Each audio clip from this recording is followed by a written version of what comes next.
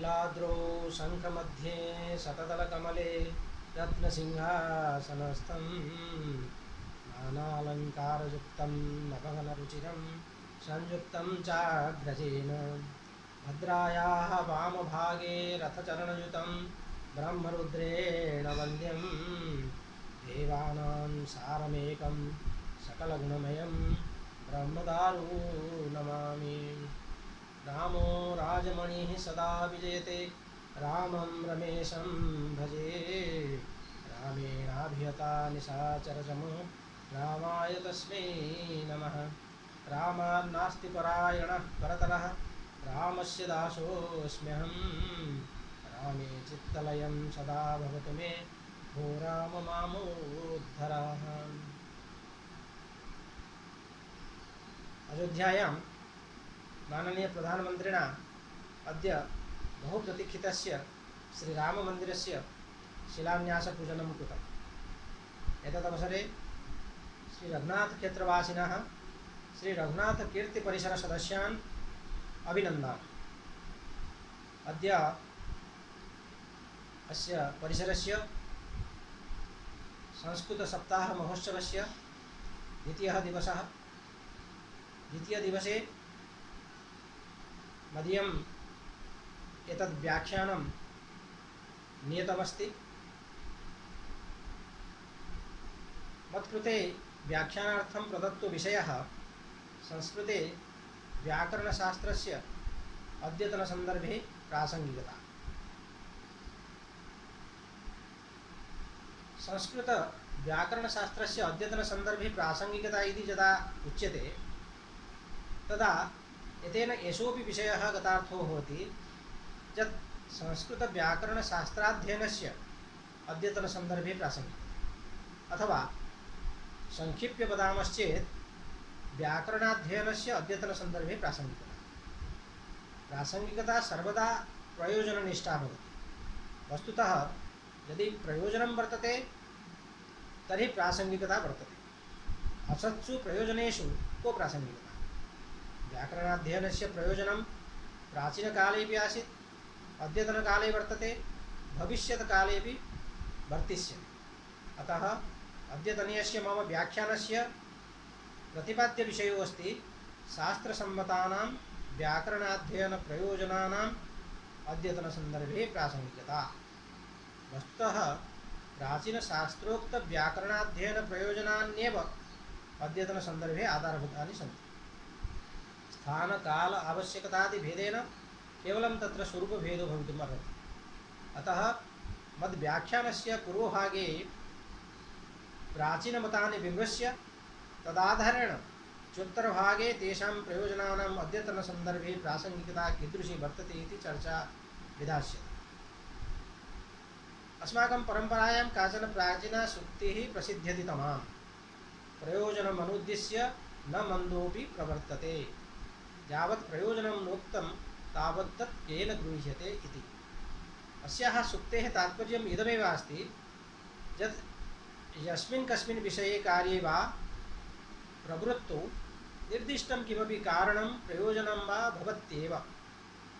वस्तुतः किमपि विशिष्टं प्रयोजनम् अनुरुध्यैव अस्माकं पूर्वाचार्यैः शास्त्राणि विरचितानि आसन्। शास्त्राणाम् अध्ययनेन धर्मार्थकाममोक्षरूपस्य पुरुषार्थचतुष्टयस्य उपलब्धिः भवति इति किञ्चित् भिन्नं तथ्यं। तदतिरिच्य सर्वेषां शास्त्राणां किमपि स्वतन्त्रं लौकिकं व्यावहारिकं च प्रयोजनमपि भवति। स्वस्वशास्त्राणां प्रयोजनविषये तत्तत् शास्त्रप्रवर्तकाः आचार्याः मौनं न भजन्ति। स्वस्वशास्त्राणां प्रारम्भे एव ते अनुबन्धचतुष्टयमाध्यमेन विषयाधिकारिसम्बन्धप्रयोजनादिविषये स्वयमेव किञ्चित् लिखन्ति। वस्तुतः एतद्विषये कश्चन नियमः तैः प्रणीतः। ज्ञातार्थं ज्ञातसम्बन्धं श्रोतुं श्रोता प्रवर्तते, शास्त्रादौ तेन वक्तव्यः सम्बन्धः सप्रयोजनः इति। शास्त्राध्ययनप्रयोजनप्रसङ्गे प्रतिज्ञावाक्यं प्रायः सर्वेषु शास्त्रेषु उपलभ्यते। व्याकरणशास्त्रं तु न तस्य अपवादः। प्रसिद्धैः व्याकरणाचार्यैः विशिष्य पतञ्जलिना व्याकरणाध्ययनस्य प्रयोजनविषये स्वकीयाभिमतं स्पष्टरूपेण उपस्थापितम्। व्याक्रियन्ते व्युत्पाद्यन्ते शब्दाः अनेन इति व्याकरणशब्दस्य व्युत्पत्तिलभ्या परिभाषा वर्तते। शब्दानुशासनमिति व्याकरणस्य अपरं नाम प्रसिद्धमस्ति। इदं च व्याकरणं लौकिकवैदिकानाम् उभयविधशब्दानाम् अनुशासनं करोति इति महाभाष्यस्य आरम्भे एव प्रतिपादितं वर्तते। एवं व्याकरणाध्ययनस्य शब्दज्ञानसाधकत्वरूपं किमपि सामान्यं प्रयोजनम् अस्माकं समक्षम् उद्घाटितं भवति। अस्मिन् लोके शब्दं विना न कश्चन व्यवहारः प्रवर्तते। अत एव प्रसिद्धचिन्तकेन तथा दार्शनिकवैयाकरणेन भर्तृहरिणा प्रोक्तं रसोऽस्ति प्रत्ययो लोके यः शब्दानुगमादृते अनुविद्धमिव ज्ञानं सर्वं शब्देन भासते इति। अर्थात लोके एवं विधं न किमपि ज्ञानं वर्तते यस्य व्यवहारः शब्दं विना कर्तुं शक्यते। अखिल पदार्थ ज्ञानार्थं शब्दज्ञानस्य महती आवश्यकता वर्तते। तच्च शब्दज्ञानं व्याकरणं विना न सम्भवति। भर्तृहरि अपि मतमेतत् समर्थयन् वदति तत्त्वावबोधः शब्दानां नास्ति व्याकरणादृते इति। परन्तु केवलं शब्दज्ञानं व्याकरणस्य ध्येयं नास्ति। साधुशब्दज्ञानमेव व्याकरणादपेक्षितं भवति। यद्यपि लोकव्यवहारादपि शब्दज्ञानं सम्भवति तथापि व्याकरणं विना साधुशब्दज्ञानं न सम्भविष्यति। एवं साधुशब्दज्ञानमेव व्याकरणस्य मुख्यं प्रयोजनं भवति। अत एव उच्यते एकः शब्दः सम्यक् ज्ञातः सुप्रयुक्तः स्वर्गे लोके च कामभुक् भवति इति। एतेन एकेनैव वाक्येन साधुशब्दप्रयोगस्य महत्त्वं प्रतिपादितं वर्तते। यद्यपि उपलब्धप्रयोगानुसारं व्याकरणनियमाः प्रवर्तन्ते तथापि व्याकरणेनैव प्रयोगाः नियन्त्रिताः भवन्ति। वस्तुतः लोके यथा शब्दाः प्रयुक्ताः भवन्ति तथा अज्ञानतावशात् अपशब्दाः अपि प्रयुक्ताः भवन्ति।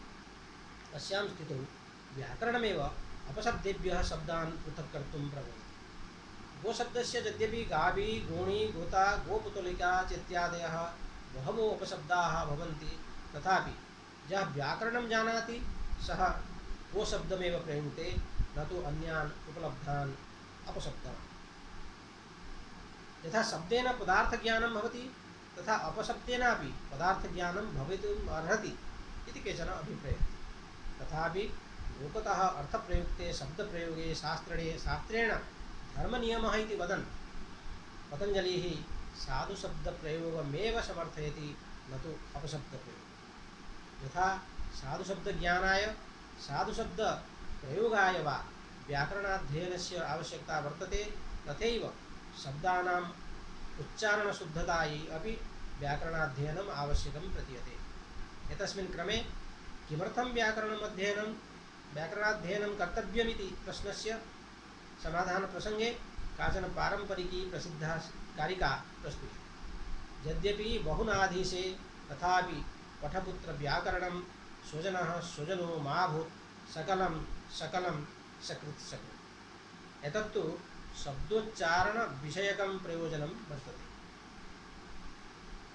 यदि शब्दानां शुद्धोच्चारणं न भवति तर्हि कश्चित् निजजनार्थकस्य स्वजनस्य स्थाने शुनकजनार्थकं स्वजनं, सर्वार्थकं सकलम् इत्यस्य स्थाने खण्डार्थकं सकलं तथा एकवारार्थकं सकृत् इत्यस्य स्थाने पुरुषार्थकं सकृत् इति शब्दं लिखेत् अवगच्छेत् वा। एवं सति शब्दप्रयोगेण अभीष्टपदार्थबोधः न सेत्स्यति। अत एव एतद् वक्तुं शक्यते यत् सर्वैः व्यवहारसौकर्याय निर्भ्रान्तप्रयोगाय च अवश्यमेव व्याकरणाध्ययनं कर्तव्यम्। एवं शुद्धोच्चारणमाध्यमेन शब्दानां सुप्रयुक्तत्वरूपं प्रयोजनमपि सिद्ध्यति। महाभाष्ये पतञ्जलिः व्याकरणाध्ययनस्य कानिचन प्रयोजनानि साक्षात् निर्दिशति। रक्षोहागमलघ्वसन्देहाः प्रयोजनम् इति। रक्षा वह आगम लघु असन्देह चेत्यादीनि व्याकरणाध्ययनस्य पञ्च मुख्यप्रयोजनानि भवन्ति। अतः इमानि च भूयः शब्दानुशासनस्य प्रयोजनानि इति वदन् पतञ्जलिः व्याकरणाध्ययनस्य त्रयोदश गुणप्रयोजनानि निर्दिशति। तानि पतञ्जलिसमर्थितानि व्याकरणाध्ययनप्रयोजनानि अधोलिखितानि सन्ति। मुख्यानि यथा उक्तानि रक्षा उहा उह रक्षा उहः आगमः लघु असन्देहः तथा गौणानि तेषु राः दुष्टशब्दः यदधीतं यस्तु प्रयुक्ते अविद्वांसः विभक्तिं कुर्वन्ति जो वा इमां चत्वारि उतत्वः शक्तुमिव सारस्वतीं दशम्यां पुत्रस्य सुदेवो असि इति। एतेषां मुख्यगौणप्रयोजनानां विभजनं सोदाहरणं यथाक्रमं व्याख्यानस्य अग्रिमभागे प्रस्तुष्यते। तत्र आदौ तावत् पतञ्जलिनिर्दिष्टानि उपर्युक्तानि व्याकरणाध्ययनस्य पञ्चमुख्यप्रयोजनानि परिशीलयामः। रक्षार्थं वेदानाम् अध्ययनं व्याकरणं। यः लोपं वर्णविकारं जानाति सः सम्यक् वेदान् रक्षिष्यति। कथनस्य तात्पर्यमिदमस्ति यत् लौकिकभाषा वैदिकभाषातः बहुवंशेन भिन्ना अस्ति। लौकिकभाषायाः स्वरूपं भिन्नमस्ति, वैदिकभाषायाश्च स्वरूपं भिन्नमस्ति। अतः एतत् स्वाभाविकमस्ति यत् लौकिकभाषायां ये लोपागमवर्णविकाराः न दृश्यन्ते कदाचित् ते वैदिकभाषायां दृश्येयुरपि। तादृशं भिन्नप्रयोगं दृष्ट्वा अवैयाकरणस्य भ्रान्तिः भवितुम् अर्हति। अपरं च कदाचित् सः मन्त्रप्रयुक्तान् वैदिकशब्दानपि लौकिकशब्दवत् उच्चारयेत्। यथा अदुहत इत्यस्य लौकिकप्रयोगस्य स्थाने अदुर्ह इति वैदिकप्रयोगः प्राप्यते। अस्मिन् वैदिकप्रयोगे रकारस्य आगमः तकारस्य लोपस्य दृश्यते। वैयाकरणः एव एतं भेदं ज्ञातुं प्रभवति। एवमेव संजहार इत्यस्य लौकिकप्रयोगस्य कृते संजभार इति वैदिकः प्रयोगः उपलभ्यते। यः व्याकरणं न जानाति सः अस्मिन् मन्त्रे वर्णदोषः वर्तते इति चिन्तयन् कदाचित् वैदिकमन्त्रम् आक्षिपेत्। अतः वेदे प्रयुक्तानां वेदानां ज्ञानार्थं व्याकरणाध्ययनं कर्तव्यम्। उहा वैदिकमन्त्राः सर्वाभिः विभक्तिभिः सर्वैः लिङ्गैः च न कथिताः। यतो हि प्रकृतिवद् विकृतिः कर्तव्या इति मीमांसान्यायानुसारं प्रकृतिजागोक्तानां मन्त्राणां विकृतिजागेषु उहः क्रियते। उह नाम कल्पनाशक्तिः। यथा अग्निदेवतासम्बन्धे प्रकृतिजागमुद्दिश्य अग्नेये त्वा जुष्टं निर्वपामि इति मन्त्रः पठितः अस्ति। परन्तु तस्य मन्त्रस्य प्रयोगः शौर्याख्ये विकृतिजागे यदा क्रियते तदा अग्नये इत्यस्य स्थाने सूर्यशब्दस्य चतुर्थ्यन्तं प्रयोगं यज्ञगतः पुरुषः स्वयमेव करोति। यः व्याकरणं न जानाति सः सूर्याय त्वा जुष्टं निर्वपामि इत्यस्य स्थाने अग्नये त्वा जुष्टं निर्वपामि इति साधुप्रयोगं कर्तुं न प्रभविष्यति।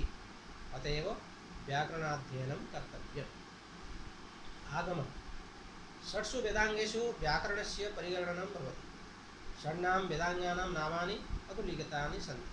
शिक्षा व्याकरणं छन्दो निरुक्तं ज्योतिषं तथा कल्पश्चेति षडङ्गानि वेदस्याहुर्मनीषिणः। येषु षट्सु वेदांगेषु व्याकरणं प्रधानं भवति। अतएव मुख्यं व्याकरणं स्मृतम् इति उक्तं वर्तते। महाभाष्येऽपि पतञ्जलिः वदति प्रधानं च षट्सु अङ्गेषु व्याकरणम् इति। स्वाध्यायो अध्येतव्यः इति वचनात् ज्ञायते यत् त्रैवर्णिकैः वेदाध्ययनम् अवश्यं कर्तव्यमिति। तच्च निष्कारणं कर्तव्यमिति पतञ्जलिः वदति। ब्राह्मणेन निष्कारणं षडङ्गो वेदो अध्येय ज्ञेयश्च इत्यतस्मात् महाभाष्यवचनात् एतदपि ज्ञायते यत् ब्राह्मणैः न केवलं निष्कारणं वेदाध्ययनं कर्तव्यम् अपितु तैः निष्कारणं वेदाङ्गानाम् अध्ययनमपि कर्तव्यम्। अस्मिन् प्रसङ्गे तस्मात् साङ्गमधीत्यैव ब्रह्मलोके महीयते इत्यपि वचनं प्रसिद्ध्यते। परन्तु सर्वेषाम् एतेषां वेदाङ्गानाम् अध्ययनार्थं महान् कालः अपेक्ष्यते। अतः पतञ्जलिः वदति प्रधाने च कृतो यत्नः फलवान् भवति इति। अर्थात् षट्सु वेदाङ्गेषु प्रमुखं स्थानं भजतः व्याकरणस्य अध्ययनेन समग्र वेदांगाध्ययनस्य फलं लभ्यते। एवं एतदेव व्याकरणाध्ययनस्य एकं प्रयोजनं भवति। लघ्वर्थम् अध्येयं व्याकरणमिति पतञ्जलिः मनुते। वस्तुतः महानिः शब्दस्य प्रयोगविषयः। प्रतिपदपाठप्रणाल्या तेषाम् अध्ययनं न केवलं दुष्करम् अपितु असम्भवमेव, यतोहि अस्माकं जीवनकालः अत्यल्पः वर्तते। परम्परा प्रमाणयति यत् बृहस्पतिः इन्द्राय दिव्यं वर्षसहस्रं शब्दानां प्रतिपदपाठम् उपदिष्टवान्, तथापि अन्तं न प्राप्तवान्। अस्मादृशानां मरणशिलानां पुनः का कथा? वयं तु सर्वथा जीवामश्चेत् वर्षशतं जीवामः। अतः लोके विद्यमानानां सर्वेषां शब्दानां ज्ञानम् आवश्यकं चेत् कश्चन लघुतमः वैज्ञानिकश्च उपायः अन्वेष्टव्यः। स च उपायः व्याकरणादधिकः श्रेयान् भवितुं नार्हति। व्याकरणनिर्दिष्टेन मार्गेण एकस्य शब्दस्य प्रक्रिया ज्ञायते चेत् तद्वदितरेषां समानस्वरूपाणाम् अखिलशब्दानां ज्ञानं स्वतः एव। तदर्थं व्याकरणे कदाचित् उत्सर्गापवादः न्यायः अस्ति, कदाचिच्च अन्यः कश्चन सुगमः वैज्ञानिको वा मार्गः। उदाहरणार्थं यदि कश्चन देवशब्दस्य रूपं साधनप्रक्रियां वा जानाति तर्हि सः सर्वेषाम् अकारान्तपुल्लिङ्गशब्दानां रूपाणि साधनप्रक्रियाश्च ज्ञातुं प्रभवति। एवमेव यदि सः भूधातोः रूपाणि साधनप्रक्रियां च जानाति तर्हि समेषां भ्वादिगणपठितानां धातूनां रूपाणि साधनप्रक्रियां च लघुना उपायेन ज्ञातुं प्रभवति। अतएव लघ्वर्थं व्याकरणम् अध्येतव्यम् इति युक्तियुक्तः पक्षः। अयं च पक्षः व्याकरणनिकाये प्रबलो वर्तते। अतएव एकमात्रलाघवेन पुत्रोत्सवं मन्यन्ते वैयाकरणा इति सूक्तिः प्रसिद्धा। असन्देहः शब्दानां वाक्यानां वा प्रयोगे यथा सन्देहो न भवेत् तदर्थं व्याकरणम् अध्येयम्। एतं बिन्दुम् अधिकृत्य समासप्रसङ्गे एकम् उदाहरणं परिशीलयामः। यदि प्रयुक्तं समस्तपदं कस्मिन् समासे अस्ति इति न ज्ञायते तर्हि न केवलम् अर्थबोधने क्लेशः भवति किन्तु भ्रान्तिरपि भवति। उदाहरणार्थं स्थूलपृषतीम् अग्निवारुणीं मरड्वाहिम् आलभेत इति कश्चन मन्त्रः वर्तते। अत्र स्थूलपृषतीम् इति समस्तपदे कः समासः इति सन्देहो जायते, यतोहि अत्र कर्मधारयसमासः बहुव्रीहिसमासश्च उभौ सम्भवति। स्वीकृते कर्मधारयसमासे स्थूला चासौ पृषती चेति विग्रहो भवति, यस्मात् स्थूला पृषतिमति च गौः इति अर्थः अवगम्यते।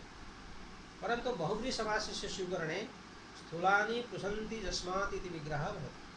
अनेन च स्थूलपृषति विशिष्टा गौः इत्येवं बोधः भवति। एकत्र स्थूल इत्यस्य पृषति इत्यनेन अन्वयः, अन्यस्य च गो इत्यनेन।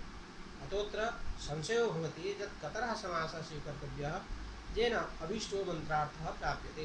अस्यां स्थितौ व्याकरणाध्ययनं शरणं भवितुम् अर्हति। वैयाकरणस्य स्वरज्ञानं वर्तते। प्रयुक्तं स्वरं दृष्ट्वा सः निर्णेतुं शक्नोति यत् कुत्र कः समासः प्रयुक्तः प्रयुक्तव्यो वा। यदि पूर्वपदे अर्थात् स्थूले प्रकृतिस्वरः तर्हि बहुव्रीहि, अथवा यदि समासस्य अन्तोदात्तत्वं तर्हि तत्पुरुषस्य भेदः कर्मधारः। एतादृशस्य सन्देहस्य निराकरणार्थमपि अध्येयं व्याकरणम्।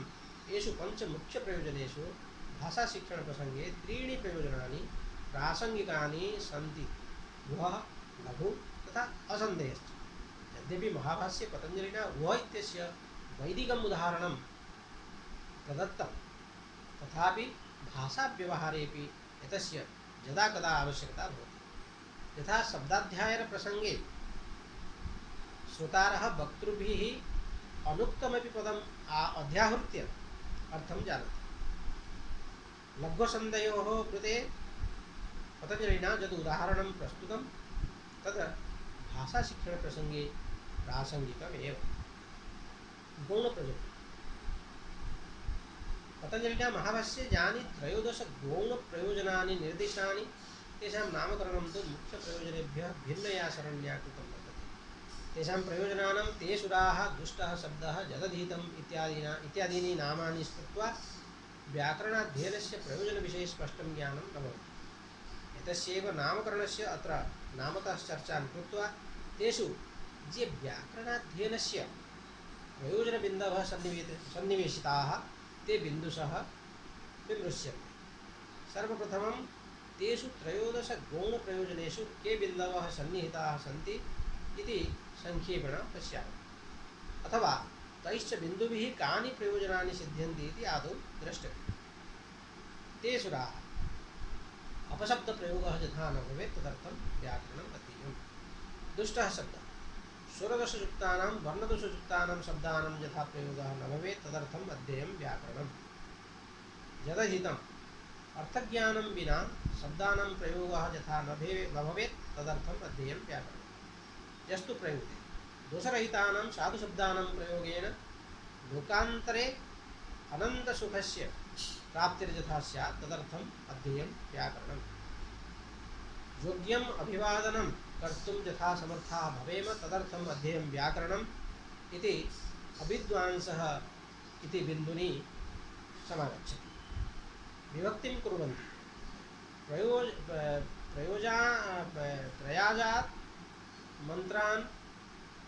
प्रयाजान् मन्त्रान् विभक्त्यन्तान् कृत्वा एव पठनार्थम् अध्येयं व्याकरणम्। यो वा इमाम् आर्त्युजनाः सन्तः पदशः स्वरशः अक्षरशश्च यथा वेदरूपां वाणीं व्यवहारामः तदर्थम् अध्येयं व्याकरणम्। महता देवेन शब्दात्मना यथा तादात्म्यं स्यात् तदर्थम् अध्येयं व्याकरणम्।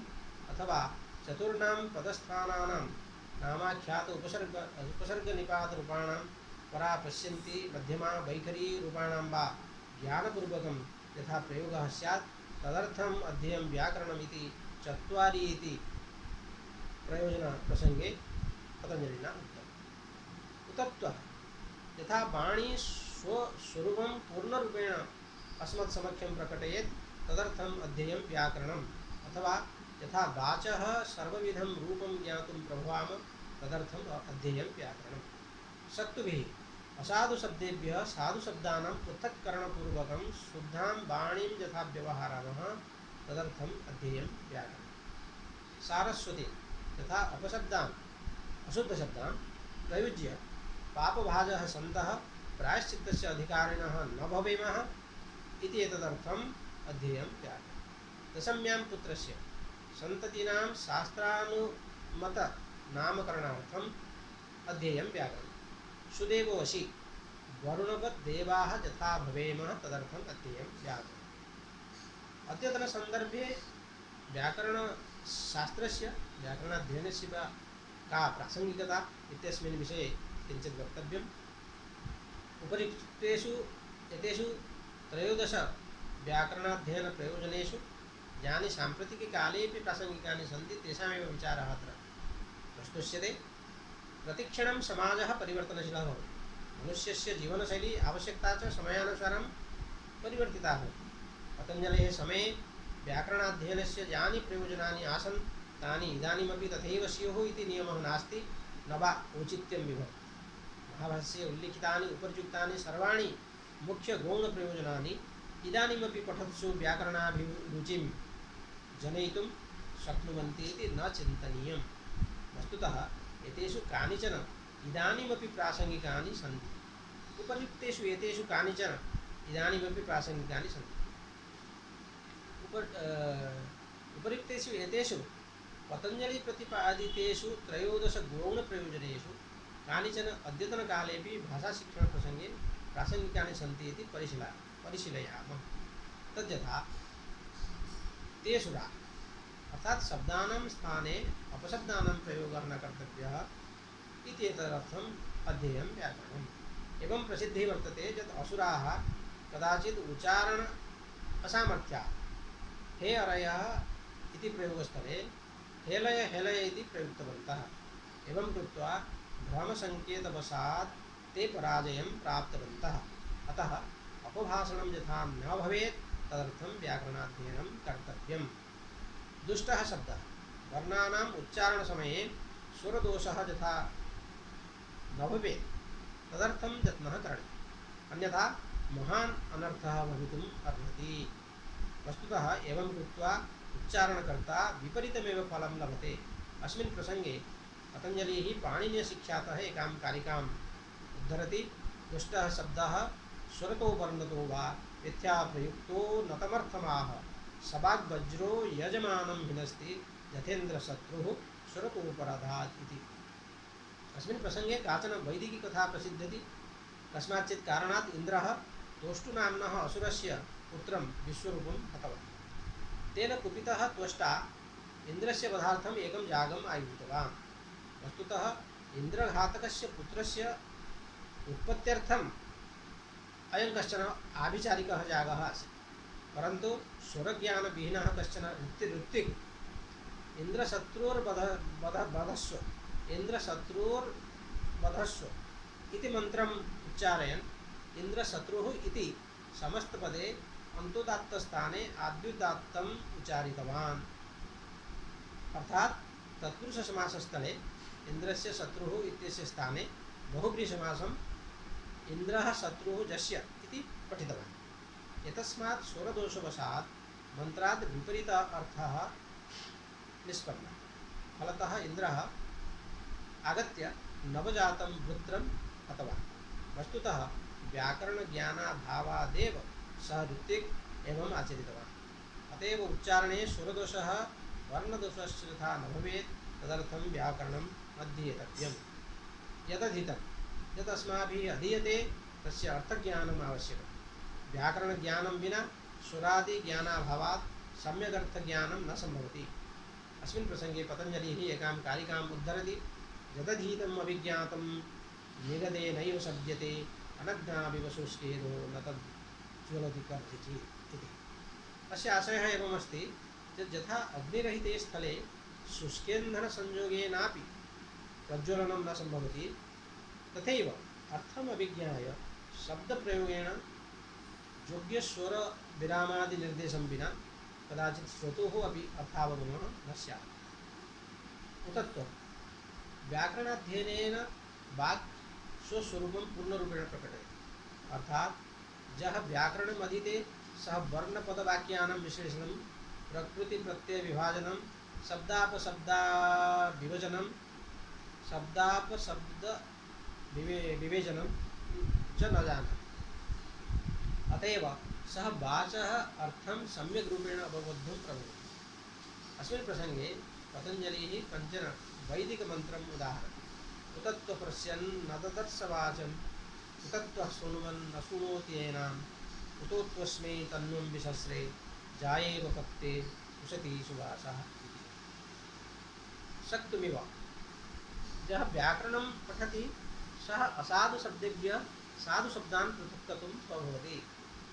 अर्थात् अपशब्दान् अभिज्ञाय तस्य उपेक्षां करोति, शुद्धशब्दान् च प्रयुङ्क्ते। अस्मिन् प्रसङ्गेऽपि पतञ्जलिः एकं वैदिकं मन्त्रम् उदाहरति। शक्तुमिव तितौ न पुनन्तो यत्र धीरा मनसा वाचमक्रता तत्र सखायः सख्यानि जानते भद्रे सलक्ष्मेर्निहितादिवाची इति। दशम्यां पुत्रस्य जन्मनः परं दशम्योत्तरकाले अर्थात् एकादशदिवसे पितरौ शिशोः नामकरणं कृतं। वस्तुतः पुत्रस्य पुत्र्याः वा कीदृशं नामकरणं कुर्यात् इति विषये केचन नियमाः सन्ति। नाम्नः आदौ घोषवर्णाः, मध्ये च अन्तस्थाः यरलववर्णाः न स्युः। तच्च नाम वृद्धवर्णरहितं स्यात्। शिशोः पितृपितामह प्रपितामहानां नामसु अन्यतमं नाम कर्तव्यमिति प्रसिद्धिः वर्तते। एतद्विषये काचन उक्तिः प्रसिद्ध्यति। घोषपदाद्यन्तरस्थम् अवरुद्धं त्रिपुरुषानुकरी प्रतिष्ठितं तद्धि प्रतिष्ठिततमं भवति इति। घोषवर्ण अन्तस्थवर्ण अवरुद्धवर्णानां ज्ञानार्थं व्याकरणाध्ययनस्य आवश्यकता वर्तते। एतदतिरिच्य महाभाष्ये केषुचित् स्थलेषु व्याकरणाध्ययनस्य प्रयोजनानि साक्षात् न निर्दिष्टानि किन्तु सङ्केतितानि वर्तन्ते। तानि च अत्र निर्दिश्यन्ते। लक्ष्यलक्षणे व्याकरणमिति कात्यायनोक्तवार्तिकेन व्याकरणशब्दः परिभाषितो वर्तते। अस्य वार्तिकस्य अयमेव आशयो वर्तते यत् सूत्रं च शब्दश्च एतत् समुदितं व्याकरणम् अनेन सिद्ध्यति यत् शब्दः व्याकरणस्य एव अंशः लोकव्यवहारस्तु शब्दं विना न प्रवर्तते व्याकरणं विना च शब्दानां स्थितिः नास्ति अतएव व्याकरणं पठनीयम् अत्र कानिचन भाषावैज्ञानिकप्रयोजनानि अपि निर्दिश्यन्ते एकः शब्दः क्षेत्रविशेषेषु विभिन्नेषु अर्थेषु प्रयुज्यते इति पतञ्जलिरपि अभिप्रेयः यथा शव इति शब्दः गत्यर्थकक्रियापदरूपेण कम्बोजेषु प्रयुज्यन्ते परन्तु आर्याः एनं विकारार्थकम् उदन्तपदं मन्ते यः व्याकरणं न अधीतवान् सः एतम् अर्थभेदं न ज्ञास्यति अतएव व्याकरणं पठनीयम् एकमेव अर्थं बोधयितुं भिन्नभिन्नक्षेत्रेषु विभिन्नाः शब्दाः प्रयुक्ताः भवन्ति यथा सुराष्ट्रेषु गमनार्थे हम्म धातुः प्रयुज्यते राज्यदेशे मध्यदेशे च जनाः अस्मिन् अर्थे रङ्गधातुं प्रयुञ्जानाः दृश्यन्ते परन्तु आर्याः अस्मिन् अर्थे गमधातुं प्रयुञ्जते यः व्याकरणं न जानाति स एतद् रहस्यं न ज्ञास्यति अतः व्याकरणम् अध्येयम् एक एव शब्दः एकस्मिन् अर्थे भिन्नरूपेण प्रयुज्यते यथा लवनार्थे दाति इति तिङन्तपदं प्राच्येषु प्रयुज्यते उदीच्ये तु तस्मिन् अर्थे दात्रमिति कृदन्तशब्दः प्रयुज्यते एवं महाभाष्येतरग्रन्थेष्वपि व्याकरणाध्ययनप्रयोजनानि निर्दिष्टानि सन्ति अत्र संक्षिप्य किञ्चित् प्रस्तूयते शक्तिग्रहप्रसङ्गे काचन प्राचीना कारिका प्रवर्तते यस्याः अपि व्याकरणाध्ययनप्रयोजनस्य सङ्केतः लभ्यते सा च कारिका इत्थमस्ति शक्तिग्रहं व्याकरणोपमानं उषात्तवाक्यं व्यवहारतश्च वाक्यस्य शेषाद् विवृताः वदन्ति सान्निध्यतः सिद्धप्रदस्य बुद्धाः इति अस्यां कारिकायां शाब्दबोधप्रसङ्गे वाक्यार्थबोधप्रसङ्गे वा शक्तिग्रहार्थं बहवः उपायाः प्रदर्शिताः सन्ति येषु व्याकरणं प्रथमं स्थानं भजति व्याकरणेन शक्तिग्रह अर्थात् वाक्यार्थबोधः सम्भवति अतः अध्येयं व्याकरणं भर्तृहरि अपि स्वकीये वाक्यपदीये व्याकरणाध्ययनप्रयोजनविषये स्वकीयम् अभिमतं प्रस्तुति तेषु प्रयोजनेषु कानिचन लौकिकप्रयोजनानि व्यावहारिकप्रयोजनानि वा भवन्ति पतञ्जलिसमर्थितैः व्याकरणप्रयोजनैः यद्यपि भर्तृहरिप्रतिपादितानि व्याकरणाध्ययनप्रयोजनानि प्रायः गतार्थानि भवन्ति तथापि नवीनया शरण्या प्रतिपादितेषु येषु विषयेषु किञ्चित् विशिष्टम् अवश्यम् आयाति अतः अत्र संक्षेपेण केचन भर्तृहरिसमर्थिताः बिन्दवः अपि विमृश्यन्ते व्यावहारिकं प्रयोजनम् अतिरिच्य व्याकरणाध्ययनेन लोकोत्तरं प्रयोजनमपि सिद्ध्यति इति वक्तुकामः भर्तृहरि वाक्यपदीये प्रतिपादयति इदमाद्यं पदस्थानं सिद्धिसोपानपर्वणाम् इयं सा मुख्यमाणानाम् अजिह्मा राजपद्धति इति अर्थात् ये मोक्षमिच्छन्ति तेषां कृते व्याकरणाध्ययन रूपं साधनं कश्चन प्रशस्त एव मार्गः अस्ति इदं च व्याकरणम् अपवर्गस्य द्वाररूपम् अस्ति इति सः अभिप्रेयः ततः स व्याकरणाध्ययनस्य व्यावहारिकं प्रयोजनमपि प्रदर्शयन् वदति यत् वाङ्मलानां निराकरणाय व्याकरणम् अव्यर्थं साधनं भवति तद्वारम् अपवर्गस्य वाङ्मलानां चिकित्सितं पवित्रं सर्वविद्यानाम् अधिविद्यं प्रकाशते इति साधुशब्दप्रदानपूर्वकं व्याकरणं वाचः बलं परिष्करोति इति एतस्याः कारिकायाः आशयः अपरं च पदपदार्थज्ञानाय नामार्थनिरूपणाय च व्याकरणं समीचीनां व्यवस्थां कर्तुम् अर्हति अतएव शिष्टैः एषा व्याकरणस्मृतिः निर्मिता इति वक्तुकामः भर्तृहरिः कथयति नामार्थिकामिमां कश्चित् व्यवस्थां कर्तुम् अर्हति तस्मात् निबध्यते शिष्टैः साधुत्वविषयाः स्मृतिः इति एवं निष्कर्षरूपेण वक्तुं शक्यते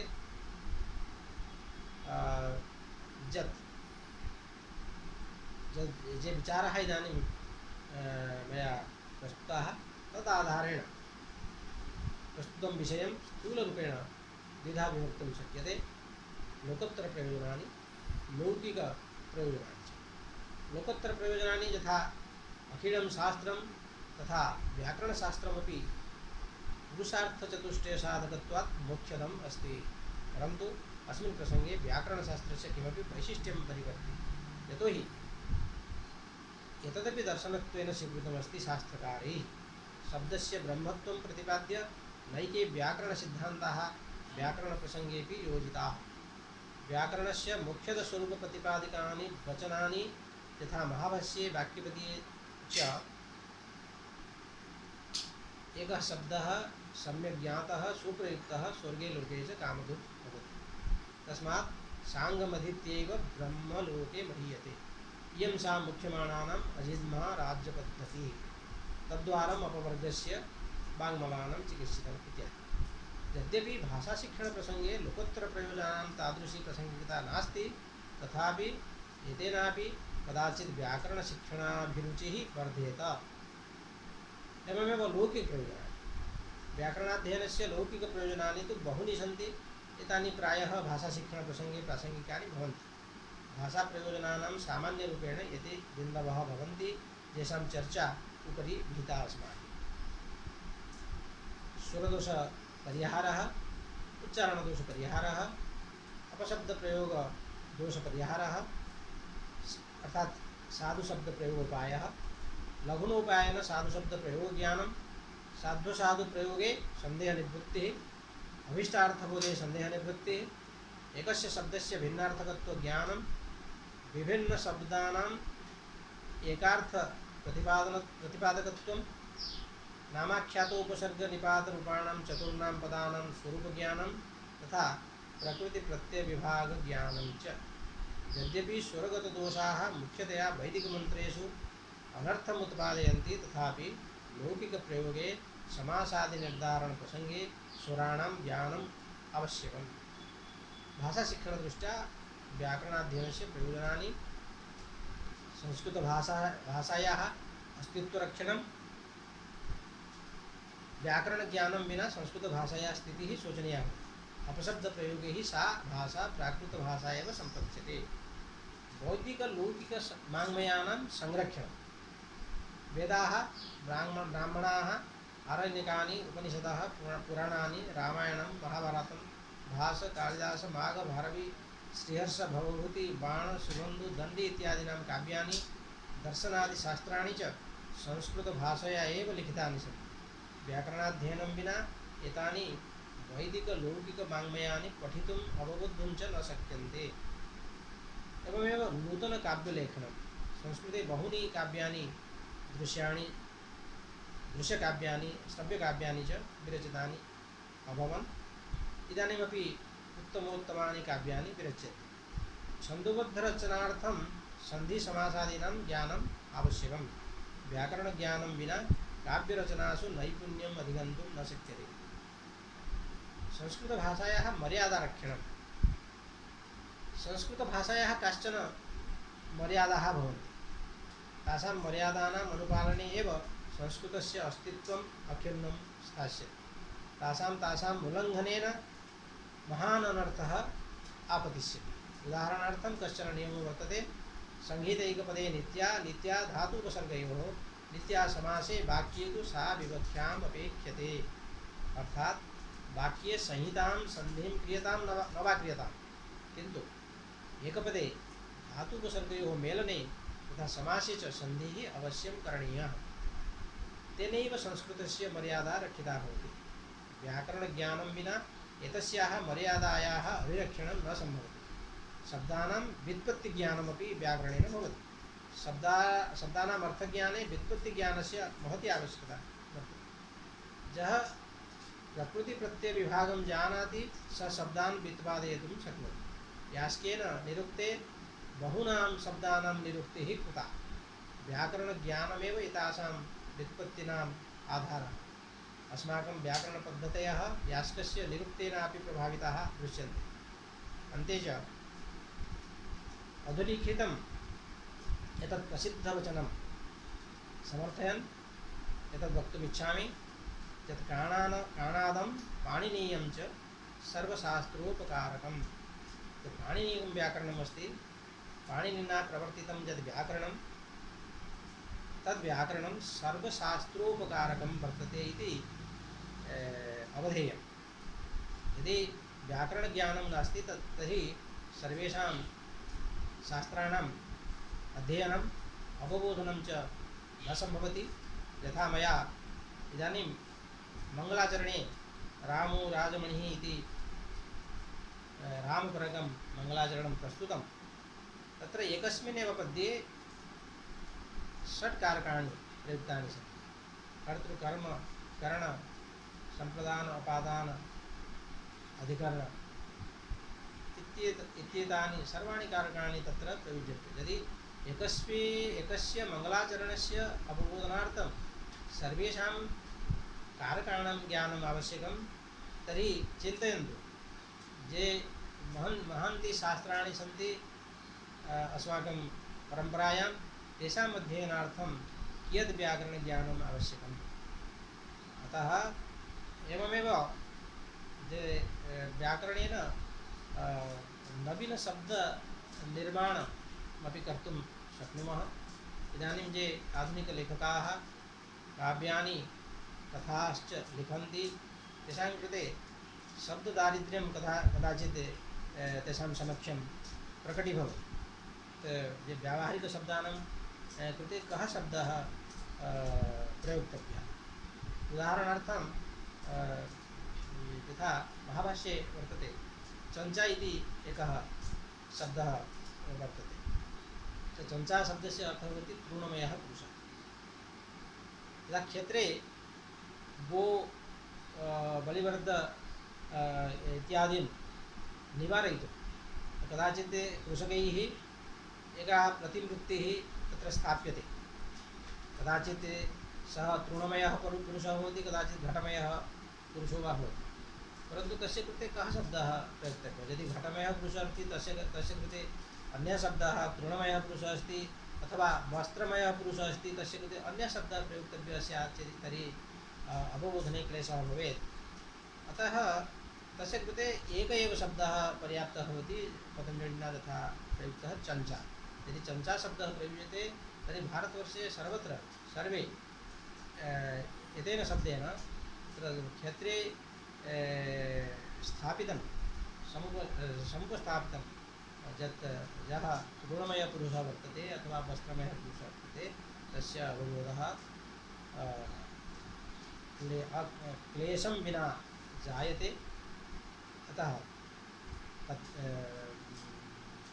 नवशब्द अवबोधनप्रसङ्गे, नवशब्दनिर्माणप्रसङ्गे च व्याकरणशास्त्रस्यापि प्रासङ्गिकता वर्तते। कालः महान् व्यतीतः। भवद्भिः सर्वैः धैर्यपूर्वकं मद्वचनं मद्व्याख्यानं च श्रुतम्। अतः भवतः सर्वान् धन्यवादैः सभाजयित्वा अहं स्वकीयं वक्तव्यम् अत्रैव उपसंहरामि। धन्यवादाः।